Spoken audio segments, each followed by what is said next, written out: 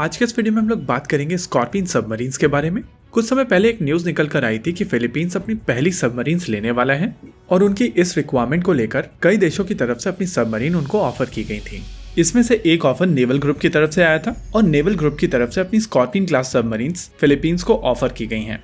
Scorpion basically एक French submarine है, लेकिन इस समय 4 अलग अलग देशों द्वारा इनको ऑपरेट किया जाता है: चिली, मलेशिया, इंडिया और ब्राजील। इस समय इंडिया और ब्राजील दोनों अपनी अपनी खुद की सबमरीन्स बना रहे हैं और नेवल ग्रुप की जो फ्रांस में लाइन थी वो साल 2009 से बंद पड़ी हुई है। यानी कि अगर उस लाइन को नेवल ग्रुप को स्टार्ट करना है तो ये प्रोसेस उनके लिए एक कॉस्टली अफेयर होगा। इसके उलट भारत में स्कॉर्पियन क्लास की सबमरीन की जो लाइन है वो एक्टिव है और मजगांव डॉक लिमिटेड जो इन सबमरीन्स को भारत में बना रहा है उसके 5 में 5 सबमरीन्स को साइमल्टेनियसली बनाने की क्षमता है। जी हाँ, MDL इस समय 5 सबमरीन्स एक साथ बना सकता है।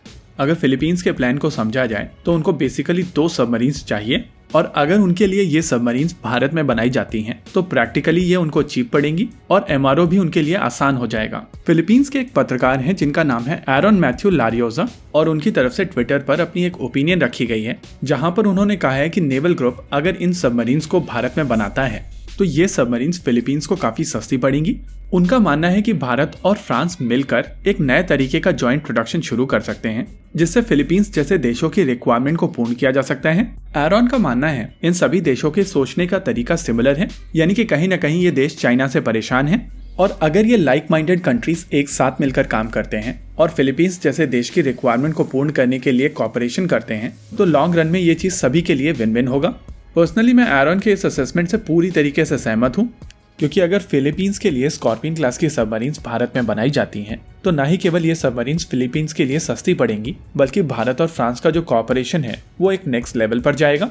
2009 से बंद पड़ी एक प्रोडक्शन लाइन को दोबारा से शुरू करने में बहुत ज्यादा पैसे इन्वॉल्व होते हैं और ऐसा करने से ओवरऑल सबमरीन की कीमत बढ़ेगी। यहाँ पर केवल 2 सबमरीन्स की बात है और MDL के पास में इनफ कैपेबिलिटी है इन सबमरीन्स को रोल आउट करने की।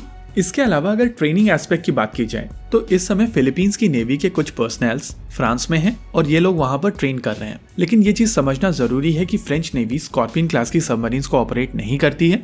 वहीं इंडियन नेवी फिलहाल के लिए 6 ऐसी सबमरीन्स ऑपरेट कर रही है और आने वाले समय में 3 और ऐसी सबमरीन्स अपने बेड़े में शामिल करेगी। ऐसा करने के बाद में Indian navy practically scorpion class की सबमरीन की सबसे बड़ी ऑपरेटर बन जाएगी। वैसे इंडियन नेवी स्कॉर्पियन क्लास की सबमरीन की पहले से ही सबसे बड़ी ऑपरेटर है, लेकिन ये 3 का फॉलो ऑन होने के बाद में बाकी सारे देश एक तरफ और इंडियन नेवी एक तरफ। फिलीपींस ऑलरेडी भारत के साथ में ब्रह्मोस को लेकर एक डील कर चुका है और अब अगर इन स्कॉर्पियन क्लास की सबमरीन्स को लेकर एक डील होती है तो दोनों देशों के बीच में कोलैबोरेशन और ज्यादा बढ़ेगा। और यहाँ पर ये चीज समझनी पड़ेगी कि फिलीपींस को बेसिकली चाइना से प्रॉब्लम है साउथ चाइना सी में।